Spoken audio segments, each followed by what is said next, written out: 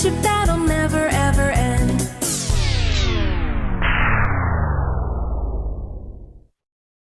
Run!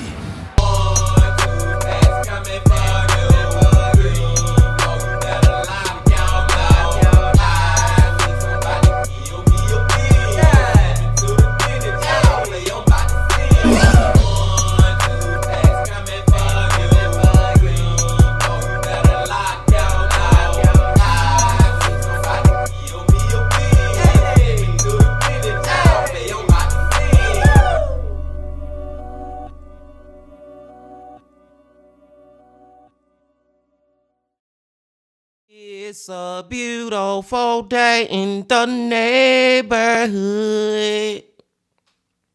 Reaction video 542. Day in the neighborhood. My brothers and sisters. First and foremost, I want to say happy 4th of July to all y'all out there that celebrated. I hope you eat good, you know what I'm saying? Eat you some good barbecue, pop you some firecrackers, or, you know, have your little fireworks show or whatever. Enjoy your family and friends. And most importantly, I hope y'all stay safe out there while y'all celebrating the holiday. And I also appreciate y'all coming on back to the channel once again on this holiday to fuck with the bean.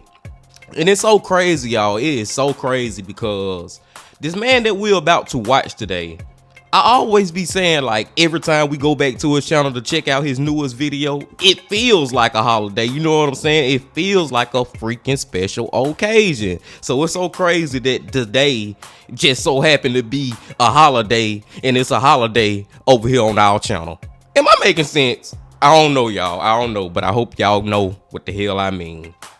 But this man that I'm talking about is, that we're about to check this video out from, is none other than my brother from another mother, Ryan from Tragedy Tales.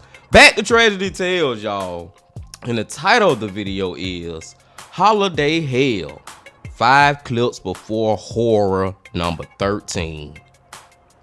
Holiday hell, y'all. Like, it's so effed up for something tragic to happen to you on a holiday. You know what I'm saying? And long story short, story long, my next door neighbor's daughter died. She was like in her early 20s. She had an asthma attack on Christmas night and died, man. Like, stuff like that. Like, Christmas will never be the same for them. So it's like, dude, for tragedies to happen on holidays, it's just But I digress. We finna go and get into the video, my brothers and sisters, and go on check this one out. We know it's about to get crazy. But before we see how crazy it get, y'all know what y'all got to do. Get whatever you may need. Get what you need, please. We back to Ryan from Tragedy Tales. Y'all got what y'all need. Y'all ready to go? Then let's go.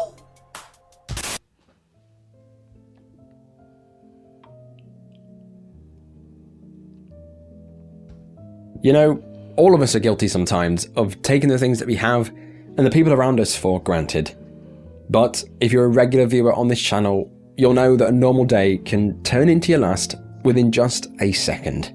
I'm Ryan from Tragedy Tales, and today we're going to take another peek over Oblivion. Once more, I've scoured far and wide for 5 more shocking and unbelievable clips from the man who put too much faith in locals while parasailing, to the ridiculous Christmas Eve Boxburg blast. This week, we've got clips from far and wide, guaranteed to leave you dizzy. So grab a drink and strap in. Let's get right into it.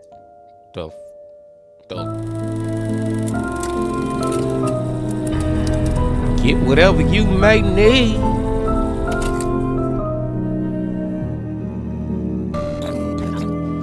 Number 5.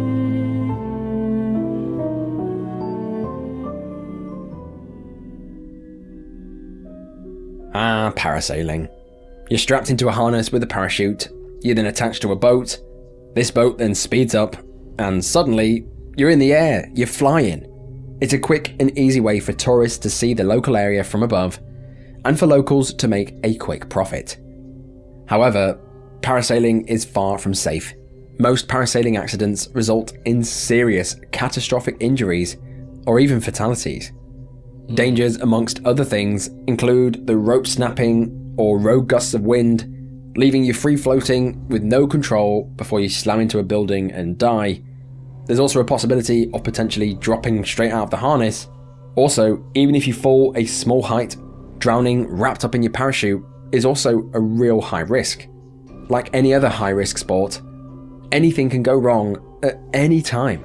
No matter what you sign, no matter what you wear, life can be taken at a moment's notice. With that in mind, this entry begins on July the 12th, 2017, on the Kata Beach in Phuket, Thailand. On that day, the Kata Beach was bustling with activity. The pristine sands and the clear blue waters were filled with tourists enjoying the various water sports activities, creating a vibrant and lively atmosphere. And I just gotta say real quick too, y'all, because I'm sitting right here thinking about it, man. I will say this, because y'all know I already said I'm not doing no skydiving, no rock climbing and all that. I'm not climbing no mountains and doing none of that stuff like that. But I think I would maybe parasail, even though Ryan has explained how terrible that things can happen. The most terrible things can happen doing it. I'm just saying I would probably do that before I jump out of a damn plane. That's all I'm saying. Among the many visitors that day was Roger John Hussey, a 70-year-old Australian businessman who was on holiday with his Thai wife, Busabong. Now, Roger was known for his adventurous spirit. He had spent several days watching others parasail, and he was eager to try it himself. Thinking that this would be harmless and fun, Roger signed up to do the parasailing. He signed a few forms, and before he knew it, he was being suited up on the sandy beach, speedboat ready to go. Now, this is when the video in question was captured. It was recorded by his wife, and it shows Roger preparing for the parasailing adventure, all while smiling. The two parasailing operators strapped him into the harness and assured him of the equipment's safety. Now, watching the video is a bit strange, to be honest. It captures 2 minutes of these locals suiting up Roger in almost complete silence. If it was me, I'd, be beating the boys a bit of banter, but no, this was almost totally silent, as if they knew what was coming.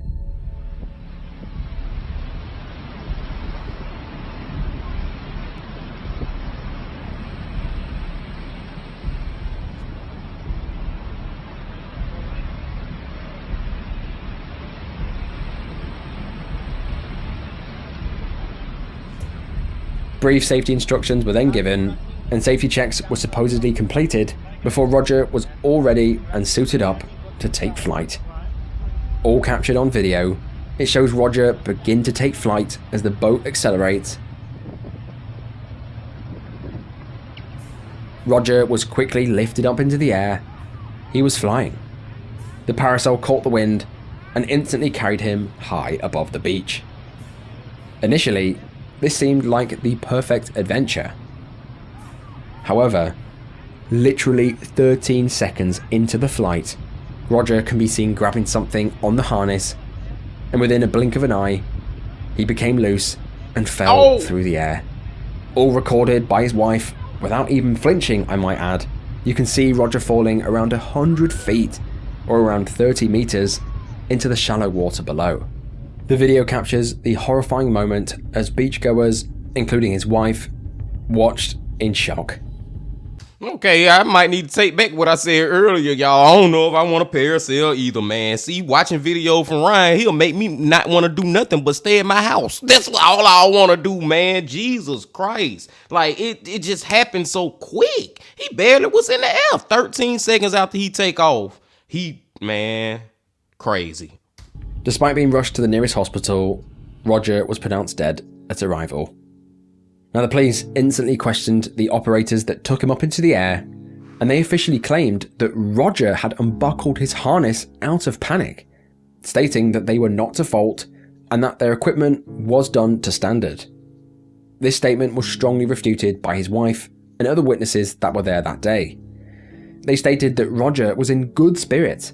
He had no reason to tamper with his harness. He wasn't panicked or even stressed out, leading them to believe that the harness must have been faulty. Upon reviewing the video, parasailing expert Damien Ward a veteran with over 10 years experience in parasailing, said that he was unsure why there was 2 loose straps hanging down at the front of the safety harness. He said that this harness was banned in Australia and other parts of the world, saying that it's a completely different setup.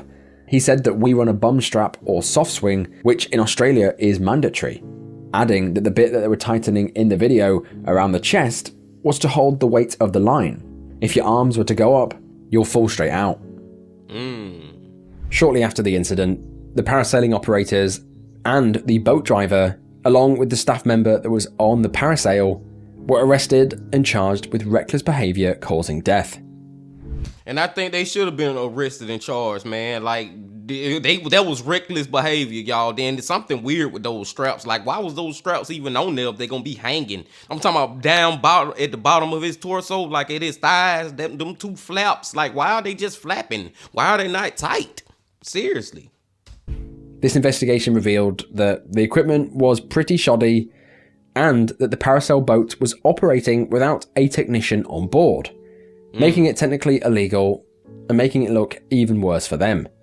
To add insult to injury, shocking footage emerged shortly after, showing the exact same parasail operators at the same beach standing barefoot on the tatty ropes, again raising serious concerns about the lack of safety in these operations.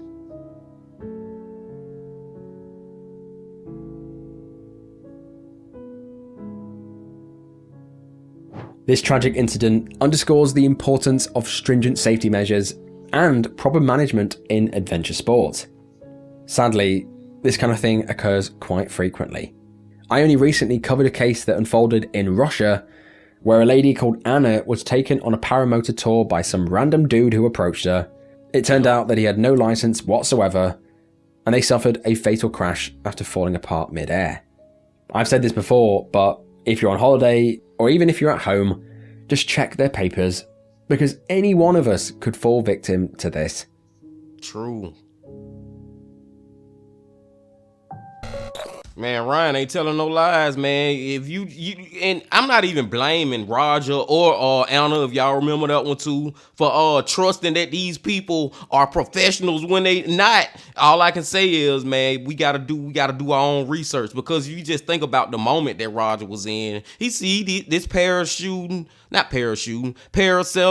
group on the beach, you know what I'm saying, looking like they got a little business going on, a little tour for the tourists or whatever, giving them a good time for a little money or whatever. Then he's seeing other people go up and down, you know what I'm saying, successfully. But you just gotta try to do some type of research to see, are these people, where your papers at? Long story short, story long, you know what I'm saying? Make sure these just ain't no people on the street running a little side operation. Make sure that this is a legit company. See if they got a website, something like that. And like I said, man, I do feel like they should have been arrested, because that was unsafe the way they was operating their operation. Let's go to number 4. Number 4. We've all heard of the phrase, the captain goes down with the ship. In maritime law, when something goes terribly wrong, the captain is ultimately responsible for both the vessel and everyone that embarked, ensuring that he's last to leave in an emergency. Failure to do so can and will have legal repercussions. This law, of course, doesn't really apply to land vehicles. However, that didn't stop 48-year-old bus driver Wu Bin going above and beyond to keep his passengers safe in their time of need. That day of May the 29th, 2012, Wu Bin had started his usual bus route from Wuxi to Hangzhou with approximately 24 individuals on board. Starting as a bus driver for Hangzhou Long Distance Transport Group in 2003, Wu was an expert driver and had almost 10 years of service under his belt at the time of this incident. As is often the case with these videos, everything proceeds without any faults. Of course, as it did every day for the past 10 years. But at around halfway through the journey, as Wu was travelling on an expressway in the Jiangsu province, completely out of the blue, a random piece of metal came flying through the air, headed right towards the bus. Oh. With no time to react, it flew through the air and pierced the windscreen. This piece of metal turned out to be a brake pad from a car on the opposite expressway. But the impact was so severe that it went straight through the glass, straight through Wu's stomach and his arm. This is something right out of Final Destination. It's the reason I don't drive behind them big trucks with the logs. I'm scared he's going to come out and kill me. I would have probably passed out from the pain and crashed the bus. But for Wu, however, his training and experience kicked in. His well-being barely even crossed his mind. Within those few moments of being struck, instead of collapsing and crashing the bus in the process, instead, Wu kept his cool and managed to get the bus to come to a controlled stop on the expressway. Even after stopping, Wu showed amazing composure as he held his stomach together, opening the doors and directing his passengers to safety. Man, shout out to Wu. Wu. Put the dubs up for Wu for even being able to fight through that pain and get that bus to stop. You know what I'm saying? And boy, Ryan wasn't telling no lies, y'all. And I know I ain't the only one out there that's on the Bean team that do not drive behind those freaking log trucks. If that is, the Final Destination 2 showed me enough, and then you just be looking while you behind them big ass goddamn logs. Them damn logs was to fall off that truck and go into your car, go into your windshield, you dead. Long story short, short story long. Even then, he didn't stop. He warned them of the danger of the passing cars and directed them to where they should wait. After getting everyone to safety, Wu then collapsed on the ground due to his injuries. Wu had suffered a terrible liver laceration and multiple rib fractures. Despite the doctor's best efforts, Wu sadly passed away later that evening. Damn. His actions that day almost certainly saved the lives of all of his passengers in exchange for his. Wu's story soon hit mainstream Chinese and international news, where his bravery and selflessness were celebrated. He quickly became widely recognized as a national hero in China. He was treated with honor and posthumously awarded for his actions, being hailed as China's most virtuous driver. Government officials even visited his family home and awarded his family with $14,000 or around 11,000 Great British pounds in cash. On June the 4th, Wu was laid to rest in an open casket, and thousands of Hangzhou citizens attended to show their respects. On that fateful day, despite sustaining fatal injuries, Wu's unwavering commitment to the safety of his passengers clearly shone through. He was a captain that very much went down with his ship. His ability to control the bus and ensure his passengers exited safely, even while bleeding out, experiencing excruciating pain, highlights the depth of his character and his dedication to the role. His legacy continues to inspire, ensuring that he will forever be remembered, not as a bus driver, but as a hero. Man, oh man. Put the dubs up for Wu, y'all. Rest in peace to freaking Wu. Like, he was a captain that went down with the ship. And boy, how many videos have we watched and clips have we watched over here from Ryan, from the Coffee Man, from Mike, from that chapter, where these literal freaking captains be on these ships and they be the first one off, leaving hundreds of people on there to drown. You know what I'm saying? But he made sure, man. So just like I said, W to him. And it's just also like, man, these one of those times where you just be like, when it's your time to go, it's your time to go. Because the possibilities of what happened, y'all, just think about what happened. A freaking piece of a brake pad just randomly, well, I ain't gonna even say randomly, but at that time it's so random how all this stuff had to happen. You know what I'm saying? Like the most irregular things happening all at this one time for this freaking brake pad to go through the windshield of this bus while he is exactly in that exact spot and hit him in his stomach, in his arm, and long story short, story long, kill him. Like, that is not, it don't be feeling like it's a coincidence. You know what I'm saying, man? It be feeling like, man, maybe God would just call him home. I don't know. But let's go to number 3. Number 3.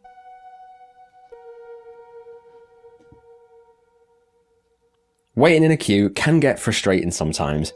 I personally can't stand them. Every time I go to Alton Towers, I always get a fast pass because I'm seriously impatient. All of us have places to go and people to see, but is it just me, or does it seem that every time you go to the post office, there's always one dude holding up the queue, counting pennies or arguing with the staff? While you're waiting in there, time seems to go in slow motion.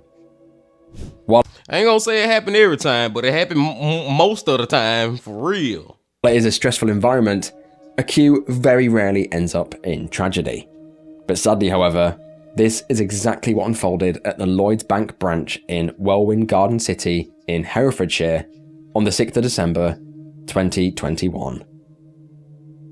On that cold December's day, 82-year-old mother of four Mrs. Coutinho Lopez arrived at the Lloyds Bank to withdraw some money. She made her way to the front of the queue and made her request. Unfortunately, Ms. Lopez suffered from dementia, a debilitating brain disease. This meant that she had issues reading her bank statement, and this is what caused the argument. She was there at the front of the queue, trying to argue the fact that there was the money in the account, but the bank teller said that there wasn't any funds and that she could not withdraw it.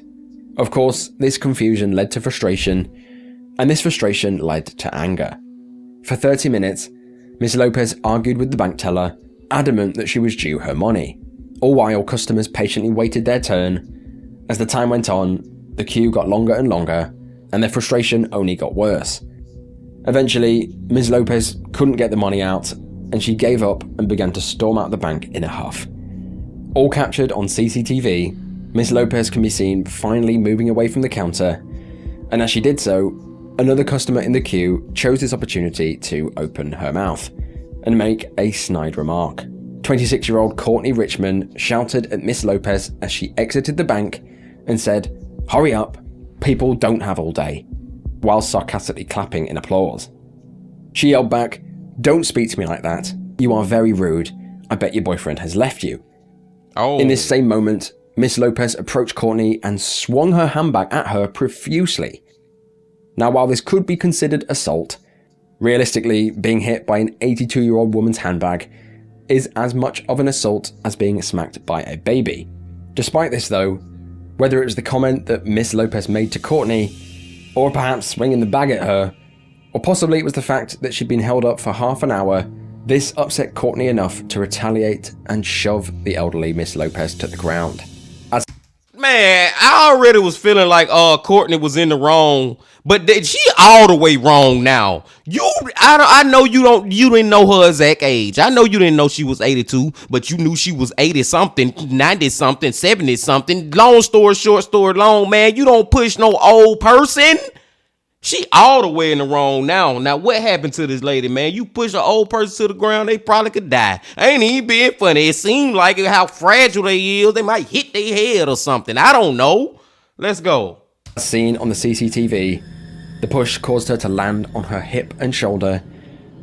I'm pretty sure this was not reasonable force for what Courtney was assaulted with, because almost 30 seconds later, Miss Lopez could still not get up despite people helping her. By the 50-second mark of the CCTV, it seems that one of the bank tellers had gone to call an ambulance, and by this point, Courtney, possibly realising the severity of her actions, could be seen leaving the premises as onlookers made sure that she kept her distance from Miss Lopez. While Courtney managed to escape immediate police questioning, going home and having her tea, pretending like this didn't happen, the police knocked on her door the following day and arrested her for assault. Sadly, however, things did not get better for Miss Lopez. 10 days later, on the 16th of December, she succumbed to her injuries from the fall, surrounded by her friends and family. Because the elderly have little bone mass, they can break a bone easily and cause severe damage. Courtney should not have retaliated. Yes, she got smacked with a bag, but to retaliate like that was seriously uncalled for. Now that's just my opinion, but of course I'm interested as to what you guys would have done in her shoes. Miss Lopez's daughter saw the CCTV footage and was shocked to see all of this take place in a bank. Apparently, Miss Lopez had frequented this bank often, meaning that the employees should have been aware of her dementia and made amendments so that she is catered for. For Courtney, who was initially arrested for assault, a simple trip to the bank had turned into a life-altering ordeal. her charges were raised to manslaughter, and she was sentenced to 16 months imprisonment, suspended for 21 months, meaning she avoided any immediate imprisonment at the time. Courtney was also given a rehabilitation requirement lasting 15 to 25 days and was also ordered to complete 180 hours of unpaid work. Of course, Miss Lopez's family were fuming with the light sentence and the fact that she wouldn't be going straight to prison, but this story is a truly heartbreaking one. It shows how a decision made in anger can quickly ruin lives. It shows that a company's mismanagement can lead to frustration that causes customers to become confrontational with each other. But if you find yourself in this situation, don't retaliate and walk away, because you don't want to be on either end of this story.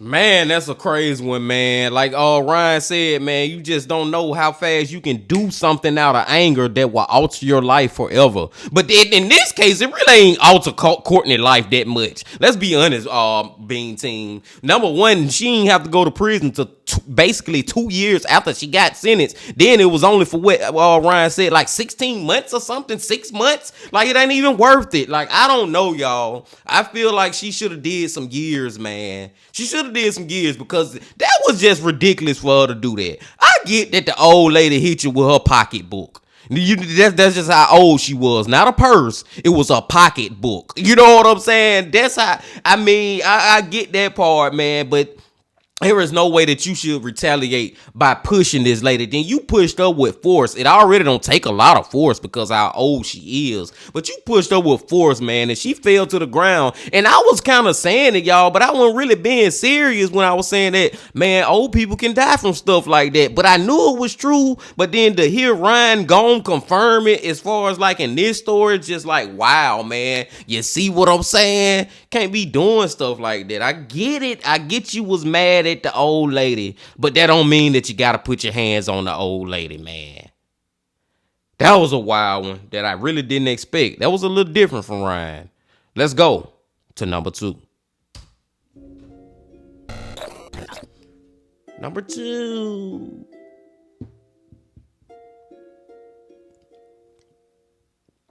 Bridges. They are truly amazing feats of engineering. Seriously, the amount of work that goes into building them is crazy. You've all seen James May trying to build one out of Meccano. It's actually a lot harder than you think. But despite the miracle that they are, they often go unnoticed in our daily lives. We trust them implicitly to carry us over rivers and valleys, rarely even considering the potential for disaster. Yet, shit, I gotta disagree with Ryan on that, man. Call me paranoid, but it seems like every time I have to go over a bridge, y'all, I do get the little thought in the back of my mind, like, what if this mother just collapse right now while I'm trying to get over it? Just call me crazy. I know I ain't the only one out there that be thinking like that. It's always in the back of my brain. When something does go wrong, the results are often catastrophic. On March the 1st, 2024, an ordinary drive over a bridge would soon become something right out of a horror movie. That day, it was a clear, crisp morning in Louisville, Kentucky. The sun cast a golden hue over the drivers that were on the Clark Memorial Bridge, a bridge that spans the Ohio River, connecting Louisville to southern Indiana. One of the drivers that day was 26-year-old truck driver Sydney Thomas. Sydney had been driving for Cisco for 2 years. Her father also being a truck driver, she was a very experienced and highly trained individual. She'd been driving her scheduled delivery route that day, and at around noon, it was time to cross the Clark Memorial Bridge. All captured on the viral dashcam footage, the footage shows the cars moving steadily along the bridge. As Sydney's driving along, all of a sudden, the tranquility was shattered by the sight of a speeding pickup truck, driven by 33-year-old Trevor Branham. Now, Trevor was driving very recklessly, speeding and weaving dangerously through the traffic. Witnesses would later describe his driving as crazy, a ticking time bomb on wheels. After driving like a madman, eventually, Trevor's truck collided violently with a vehicle that had stalled on the bridge. Sydney's dashcam captured her immediate reaction as she tried desperately to steer clear of the chaos that was unfolding in front of her eyes. As the pickup truck barreled out of control, it crossed onto the opposite lanes in a desperate attempt to avoid further collision. Man, Man, don't tell me that this lady finna drive this freaking truck off this bridge trying to avoid this damn maniac. Oh my God. Sydney swerved her tractor trailer forward towards the railing of the bridge, right towards the river below. The heavy truck, of course, plowed through the railing with no problem, the dashcam capturing absolute horror as the cab tilted forward, looking like it was the end. Oh my fucking God. However, miraculously, the dust settled and the cab had not fallen into the water. Amazingly, despite plowing through the railings, the majority of Sydney's truck remained on the bridge. The cab was now dangling 80 feet above the river, a very horrible situation to find yourself in. Emergency sirens wailed in the air as the fire department arrived swiftly and worked to stabilize the situation. But this would be no regular rescue. Firefighter Bruce Carden, who specializes in high-angle rescues, was sent to the scene along with other emergency teams. Here, they drafted a daring rescue to save Sydney before the whole truck fell in. Now, the rescue operation turned out to be a complex one, involving a combination of rope rescues and stabilizing the truck to prevent it from plummeting into the river. Once Bryce had reached the cab, he found Sydney remarkably calm despite this terrible situation that she was in. An agonizing 45 minutes of dangling later, Sydney was secured into her harness, and ever so carefully, Bryce and her were slowly lifted back to safety.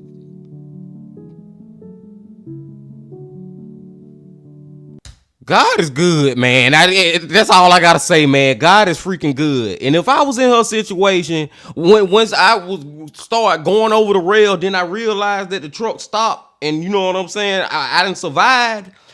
A bit of calmness will come over me. Like, God is letting me know, man, it's not my time to go yet. You know what I'm saying, man? If I ain't died from freaking about to go over this thing, because thank God that the truck stopped moving and it didn't go all the way into the water, he let me know it ain't my time yet. I would have been calm, sort of like her. You know what I'm saying? It's still a crazy situation to be in, but I think I understand why she had a little calmness about her. I could be wrong, but I know what y'all get. I know y'all get what I'm saying. Let's go. Sydney was taken to a nearby hospital, but she'd escaped with only minor injuries. Meanwhile, Trevor, the driver of the truck, was detained at the scene and later charged with 4 counts of endangerment and operating on a suspended license. Despite his attorney's arguments for lesser charges, saying that there was no serious injuries or deaths, the footage speaks volumes about the danger that he posed on the road, setting his bail to $20,000 US. Damn. As the grand jury prepares to review this case, it serves as a stark reminder of how quickly a routine day can turn into a fight for survival, and it's a true testament to the rescue teams that were on hand that day. If it weren't for them, Sydney would have almost certainly died from that fall. Yep. This whole ordeal, of course, affected her profoundly, both emotionally and psychologically. While Sydney was grateful for her rescue, she vowed to never drive across the Clark Memorial Bridge again, and said that she won't be returning to driving trucks anytime soon. Woo-wee. Like I said, man, God is freaking good. Let's get to number 5. Number one, which I call number 5.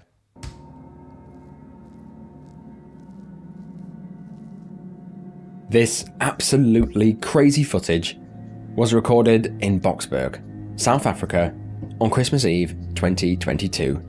That serene Christmas Eve morning began like any other for the residents of Boksburg, but it would soon turn into a day of unimaginable horror, leaving a permanent mark on the town and its residents. Home to almost 500,000 people, Boksburg is known for its close-knit community and peaceful residential areas. That morning, many were still fast asleep, wrapped in the stillness of early dawn, wrapped in the warmth of their homes, totally unaware of the impending danger. At 6:15 a.m, the sun began to peek its head above the horizon, and people started getting up for work. However, the workday had begun much earlier for an unnamed 32-year-old night shift truck driver who was tasked with transporting highly pressurized liquid petroleum gas from Richards Bay to Botswana. As his shift neared its end, the unnamed driver, he somehow got confused and ended up taking a wrong turn, leading him down a route that was not authorized by his company. Taking a quick look down, it looked like it would also lead him back to his route, so he continued on. However, as he did, he took a left turn and he was met with a low bridge situated near Tambo Memorial Hospital, surrounded by residential homes. As he came up to it, the bridge looked quite low, so he pulled over and assessed how low it was. After taking a very good look, it looked like it would fit, so he hopped back into his truck and slammed on the accelerator. Of course, the truck fit under no problem at the start. However, the incline of the bridge lifted the rear of the tanker as he proceeded, causing it to scrape against the top. The sound of metal against metal echoed through the morning stillness, followed by the sinister hiss of escaping gas. The driver, alarmed by the noise, halted the vehicle and got out to inspect the damage. And to his horror, he discovered that the tanker cap had been severely damaged and that liquid petroleum gas was leaking at a crazy rate.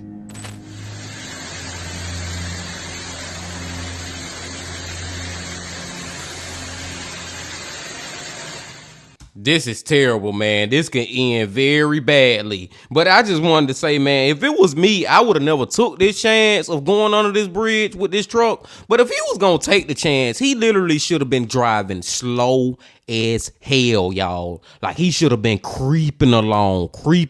And if he ever feel like the truck gets stuck, get out before you cause damage. Now you got the damn gas leaking on the ground. You know what I'm saying, man? He should have been way more cautious if he was going to take this chance.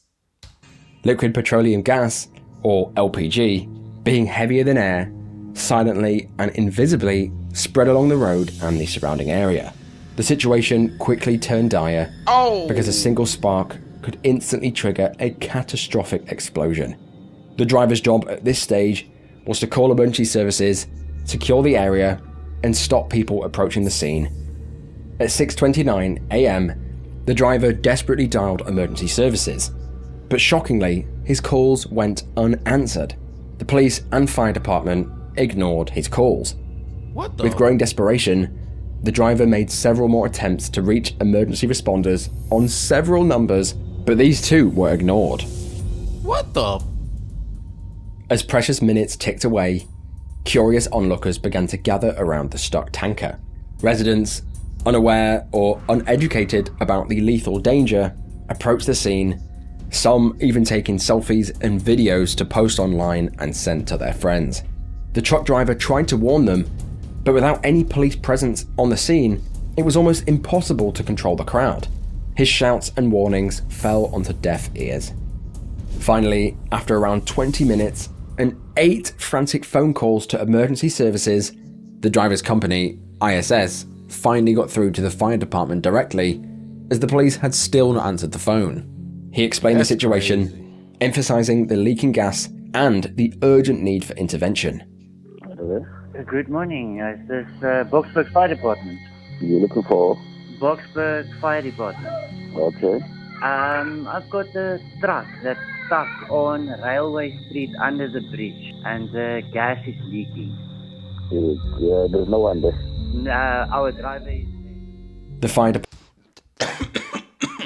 Excuse me, y'all. I just gotta say that they freaking emergency services over there suck, man. They damn police and they ain't answering the phone. No dispatchers answering the phone. No 911 calls being picked up. And then he called the freaking fire department. Finally got in touch with him.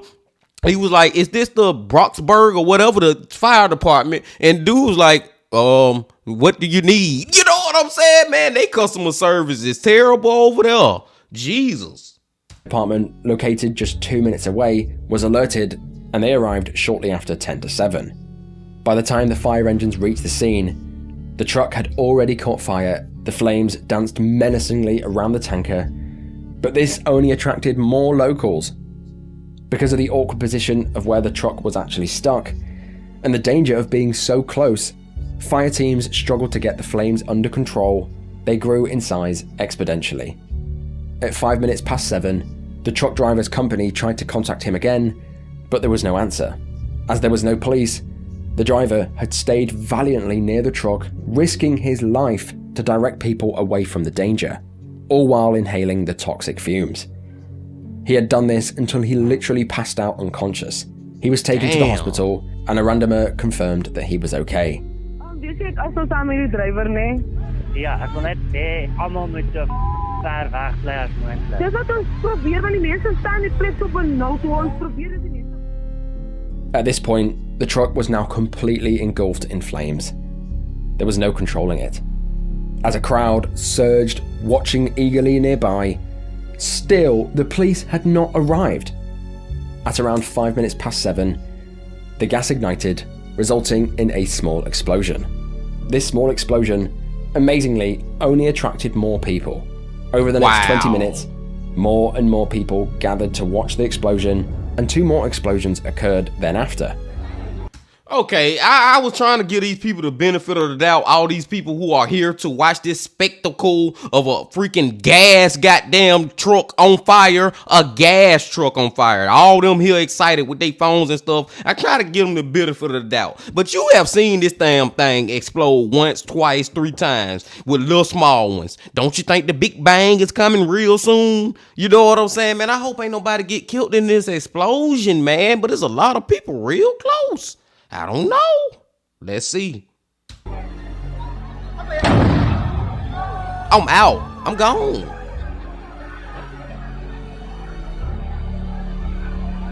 I'm gone. Yo, guys. Do you think the people involved, they are alive, bruh? The driver, the person who was in the car, do you think they survived? It's gonna pop again. At around 7:30 a.m, the unthinkable occurred. Just as the crowd had reached its peak, the truck exploded for a 4th and final time. This explosion was much, much stronger than the others. This The Big Freaking Bang. 4th explosion ripped through the area and affected buildings up to 1,300 feet away, or around 400 meters. The blast was so powerful, it was heard from miles away, and even felt as an earth tremor as far as 4 kilometers away.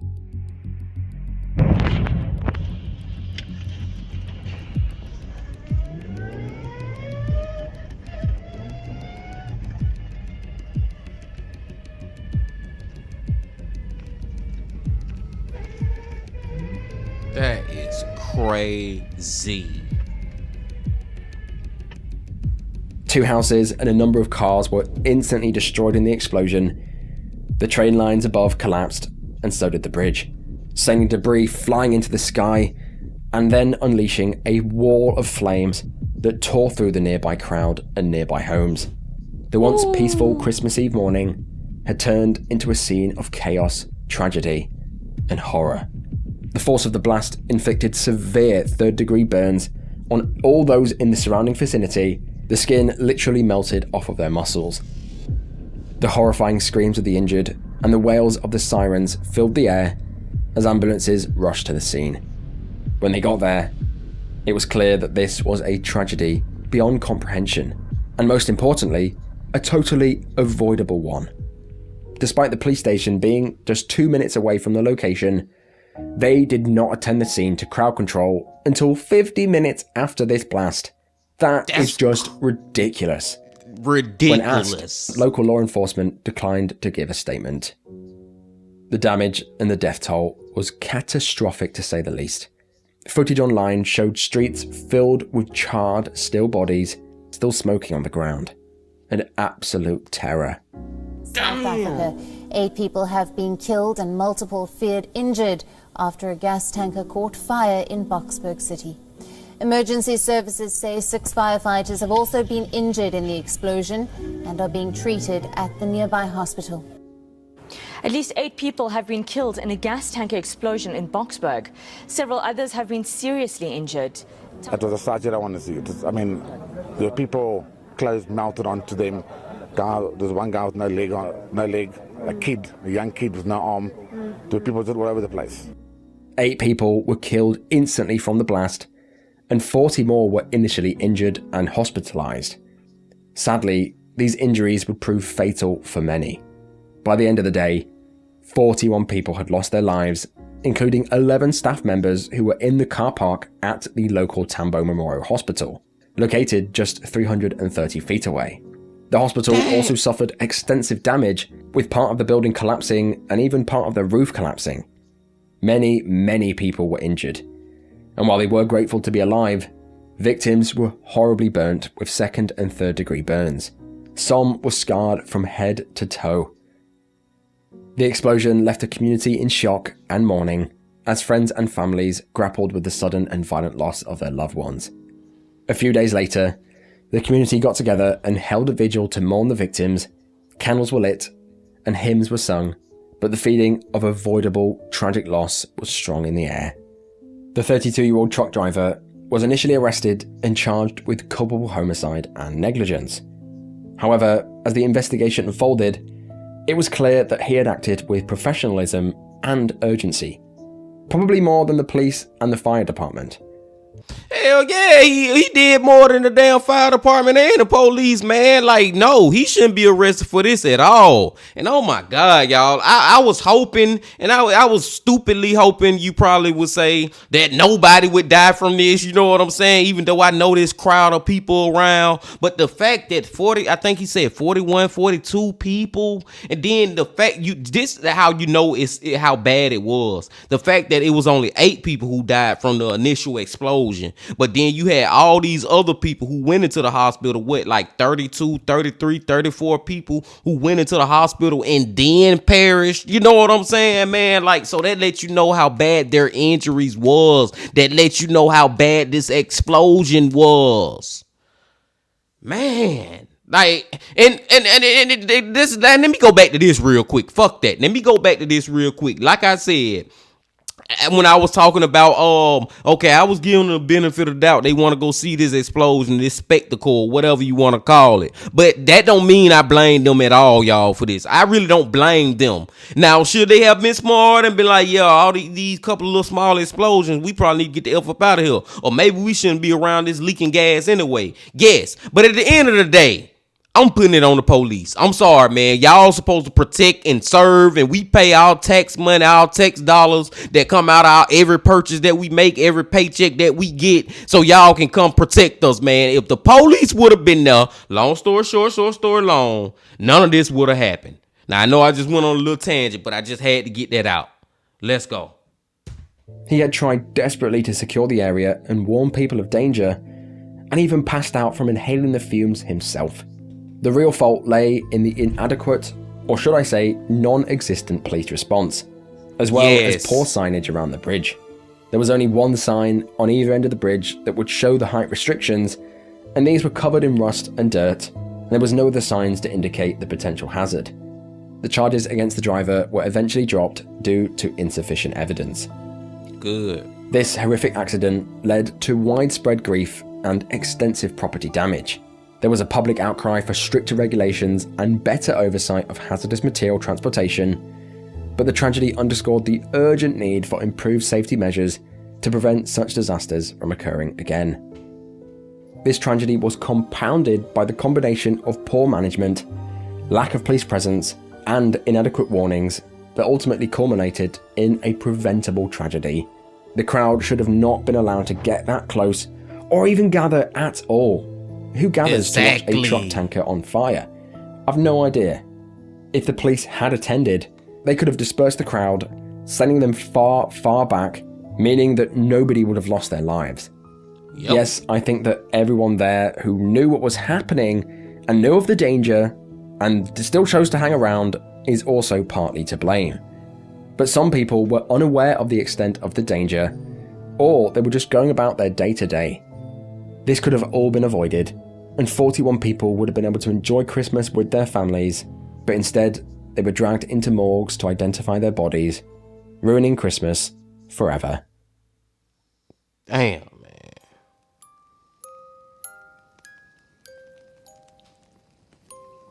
But that is the end of the video. Holy smokes, how do I manage to find these clips that leave me flabbergasted? I've no idea. As always, there's some serious horrors in here. Starting from the top, you had Sydney on the bridge. I think she did an amazing job avoiding a calamity there, and the fact that she didn't lose her life is amazing. It just goes to show how quickly a day can turn into a nightmare. So like I said, don't take anything for granted. Then you have Wu, who died after being struck by a piece of metal while driving a bus. Truly honourable. It's kind of unbelievable the damage that he sustained and what he was still able to do. He stood up, he directed his passengers off, he even queued them up outside, and then collapsed. A truly amazing thing to do, and Wu is someone that we can all strive to be. Roger, who went parasailing in Phuket, I have no words. This happens a lot, you'd be surprised. I've seen so many stories online of people who just get onto a boat or get onto a quad bike when the person driving it has no idea what they're doing. You're putting your lives in their hands, and it's not worth any experience or view. So like I said, check all their papers and check the documents, because you do not want to be falling out of harness. Courtney, who pushed Miss Lopez in the bank, is a tough one. You have to really put yourself in that stressful situation, but still, I can't say what Courtney did was correct. She shouldn't have retaliated whatsoever. You can see the woman was elderly just by looking at her. In my opinion, Courtney should have walked away, because what came out of that bank was tragedy. Mrs. Lopez's family no longer have their grandma, and Courtney now has manslaughter on her record forever. And last but not least, the Boksburg Christmas Eve blast is totally insane and shocking. That footage is something like AI generated. It looks not real. Some of the footage I saw of that day will stick with me for a long time, and I don't recommend you go looking it up. But most importantly, what did you think of this one? As always, I'm interested in your thoughts below. As you guys know, I do try and read every single comment, including the hateful ones. So as I said, let me know below. But just before we go, if you're this far into this video and you're not subscribed, what are you doing? Go on there and smash that subscribe button now to be alerted when I release content such as this. And just before I go, I really apologise, this video is so delayed. It took me a few days for the COVID to clear from my voice, and I say this in all my videos, I am working to get videos out quicker for you. But I will see you guys in the next one. Bye bye.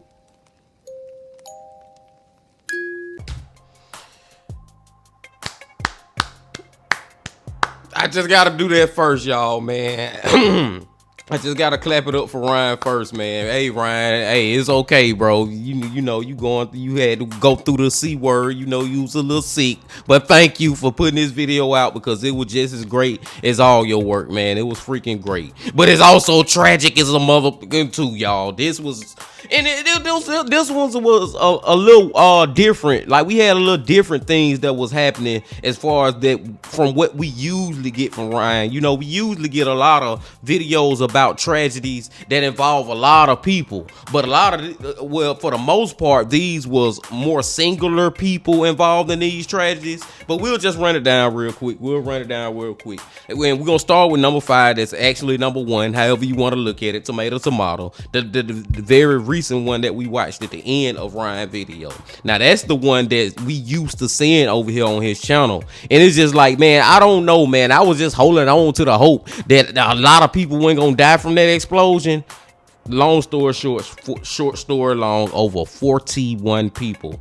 God rest their freaking soul, man. And like I said, man, I just put it on the police before I put it on them. Yes, you can kind of try to blame some of them, but like Ryan says, you got to think about it. Some of them people who actually came out there, they just came out there because of the crowd out there. And they probably asked somebody within the crowd what's going on, but the information that they getting is not really the real information. That is a freaking gas leak. You know what I'm saying? With a truck that's on fire. You know what I'm saying? Some of them people may have second guessed it and left, but that's beside the fact, man. Like I said, I just blame the police more than anything. Their emergency services there is just, that is a F minus. Like, they get a F freaking minus, a capital F minus over there with their emergency service, from them to the fire department dispatch, from the police, fire department dispatch, to who freaking ever, man.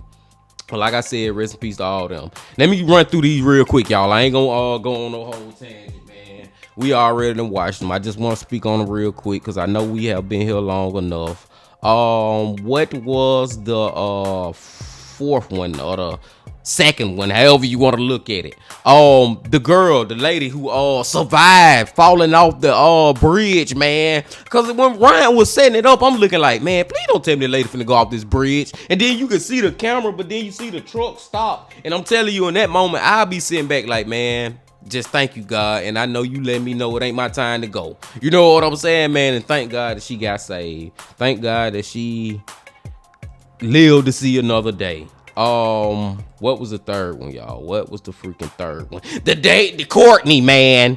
Courtney pushing that old lady and killing her, man. Long story short, story long, man. You push this lady, she fell, got injured, and succumbed to those injuries. Why the freak would you push somebody that freaking old? Seriously, I'm not finna even get mad at her and stuff like that. All I'm gonna say is I feel like she deserved more time than what she ended up getting. What was the second one, y'all? Second one. I can't say this the second one and the second one, you know what I'm saying? Which was I can't remember his name. Wu, something like that, y'all. Yeah, Wu, what I'm talking about. W to Wu, man. W to freaking Wu for stopping that truck. That bus, making sure his passengers was all safe. Because what happened to him, man, it seemed like the opposite from what happened to the girl. I think that name was Sydney on the truck that I keep talking about. It seemed like in that situation, it was like God was telling her it ain't your time to go. But in Wu's situation, it seemed like God was saying it's time for you to come home, man. For that to happen to him, y'all, like the chances of something to happen, the randomness or something like that to happen, everything that had to been happen in that one instance for him to get hit by that freaking brake pad while you driving down the highway is crazy. But it could have been a lot worse if Wu would have swerved or did something and flipped the damn bus with all the people on it. Now he even flipped it into traffic. You got other people who could have been injured and dead. Like, could have been a lot worse, man. So long story short story long, W Wu. And the first one / fifth one, however you want to look at it, my brothers and sisters, was like long story short, story long. Like I said, man, even if you're out on holidays or whatever, rest in peace to Roger too. Rest in peace to Roger. But when you're out and you want to do different things, man, make sure that these are legit companies. Make sure these are legit people before you start trusting them with your life. You know what I'm saying, man? Then it happened so freaking fast. And it was kind of weird when you see the dude scrapping the parachute or whatever you want to call it, the safety harnesses or whatever, the gadgets and gadgets on to him, the awkward silence that was going on from the lady who's his wife to him to the dude who was strapping it on. Then they go up in the air and 13 seconds later he falling down. Like, man, just when you look, when you dig deep into who those guys were who was running that operation, you realize it wasn't no freaking operation. It was some bootlegs on the beach trying to make them a couple of dollars. That's what it was, man. That's all that was. Out of our grace, my brothers and sisters. I'm gonna let y'all go now, man. I appreciate y'all coming on back on this July the 4th, 2024. Like I said, if y'all celebrate 4th of July, I hope y'all had a good time on this 4th of July. I appreciate y'all coming on back to me as always. And before y'all leave, just please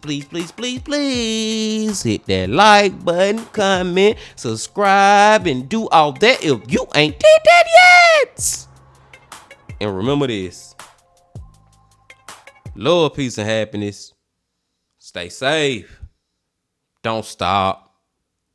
Keep going. Yeah.